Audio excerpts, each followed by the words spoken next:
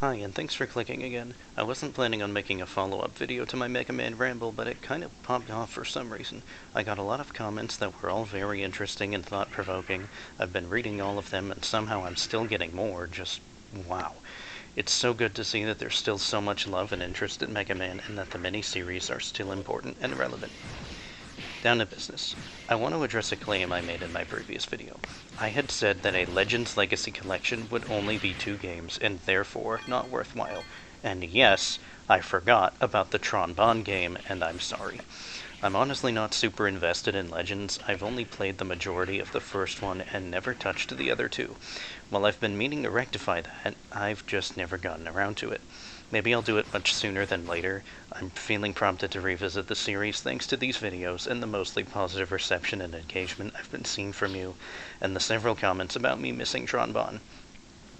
I can see the love there is for the series, and I'm sure it's all worth playing. However, if there's anything I've learned from the other Legacy collections, it's that only the numbered games will make it into them. The Classic Collection only had 1 through 10 and did not include games like Mega Man and Bass, Powered Up, the Wily Wars, or the 5 Game Boy games. The X Collection didn't include the 2 Game Boy Color games, Maverick Hunter X or Command Mission. Battle Network Collection omitted Battle Chip Challenge and Network Transmission. Capcom has displayed no interest in including games that aren't numbered, and I'm not sure if that means the ones they skipped aren't considered canon, but anyway, as far as I'm concerned, and until I see otherwise, a Legends Legacy collection would still likely be only 2 games, and expecting Tron Bonne to be included is wishful thinking.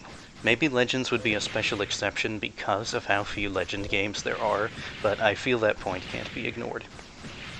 Regardless, I hope that Tron Bonne would be included, and I hope the other games they've been leaving out will be re-released in some form or another. Side note, and this isn't a Mega Man thing, just a general Capcom thing, I've been reminded in the comments that in general Capcom has a lot of IPs that they could revive but are doing just about nothing with. Is there any chance we could get a new Darkstalkers game someday? Anyone? I want more John Talbane. I need more werewolf games in my life. Anyway. Another thing that I mentioned in my previous video, but mostly in passing, is that Resident Evil has been seeing major success since about the release of RE7 in 2017, and especially kicked off with the remake of RE2 in 2019. They've been on a Resident Evil high, and even though the only other mainline RE games they have left to remake are 5 and 6, which might not be in the cards anyway given their mixed and poor reception respectively, and if we're not ignoring their way earlier remake of RE1, they still have no shortage of other RE games to pull from, including RE0, Code Veronica, Revelations 1 and 2, Operation Raccoon City, Umbrella Corps, and if we're including their light gun games too, several others, including Outbreak, Survivor, Dead Aim, Darkside Chronicles, and Umbrella Chronicles. Now, do I know anything at all about those spin-offs I just named or their reception? No, absolutely not. I'm not an RE expert. I want to make that totally clear. I'm just bringing them up as examples of how Capcom might not be slowing down with Resident Evil content anytime soon. Somewhat unfortunate given the goldmine of other IPs they're sitting on doing nothing with, not just Mega Man. I guess I should consider us lucky that we're still getting collections at all to help keep the ship just barely afloat. I just want the lingering questions finally answered, as we all do. But I won't go there again, that's what my last video was about. I also neglected to touch on X-Dive at any point in my last video. I didn't because, so far as I know, it's not canon whatsoever, or at least it has its own self-contained canon, much like how Battle Network and Star Force are their own self-contained thing entirely separate from the timeline that all the other series share. Anyway, I ended up buying X-Dive offline during the last Steam Winter Sale. Not sure what to expect since I had never touched the game while it was a free online-only thing. With no more microtransactions, and I imagine the current season rewards stuff having been tweaked, it is now feasible to unlock everything naturally just by playing the game, which is fantastic. If this is how the game had been released from the get-go and on consoles too, I might have got it from the very beginning. But it still shows really strongly that it was designed to be a mobile game, with everything there still is to sink your earned currencies into for more upgrades. The stages are very brief, each one only a small fragment of a larger stage, and almost all of them seem to do the thing X8 did, where you get locked in a room or a portion of the stage just killing respawning enemies until the game decides, okay, you can move on now. It's blatant padding, and because of this, the game is a lot less about fast-paced action platforming and almost purely about killing the same handful of enemies again and again. Hi, quick editor's note here. That last comment might be a step too far.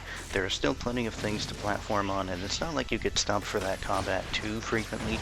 Plus, I imagine it's just a thing left over from the original form of X-Dive, where those respawning enemy sections likely served the same purpose they did in X8, where you could use them to grind medals for more upgrades and things, but A, I'm too lazy to do the research, and B, I'm still not ruling it out as padding.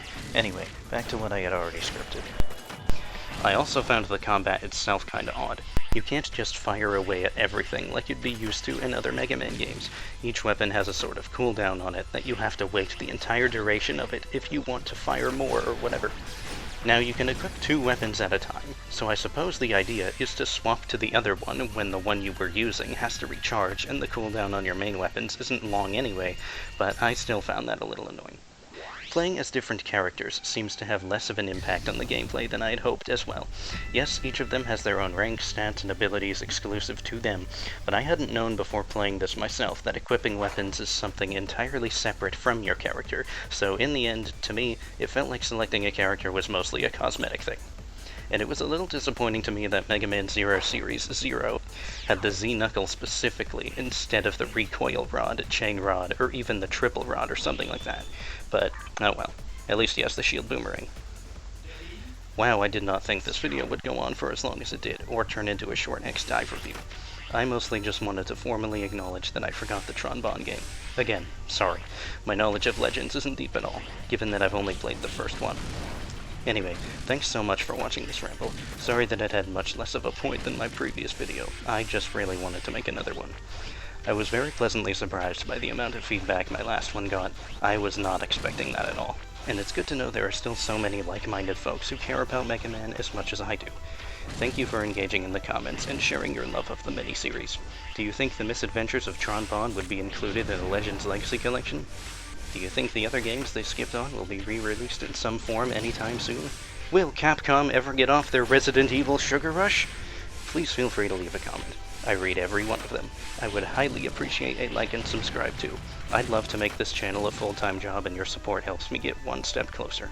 Thanks so much for being here, and I hope to see you in another video. I'm considering making one about Mega Man the Power Battle. Anyway, cheers.